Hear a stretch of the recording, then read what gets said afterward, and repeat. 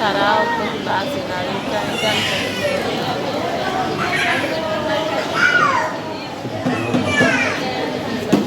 আমার তোলা এই কিতেও তো উলায় পানি একটাও খাইতে পারছি পানি এমন অবস্থা বেদনার ওষুধ চিকিৎসা করছি তো ওরা বাদ আমার সন্তান ও আঘাত করছে মানে এই বাসতে বাড়িতে মারছে মাথার ঔষধ মানে মানে মাথা জিলকায় লাগে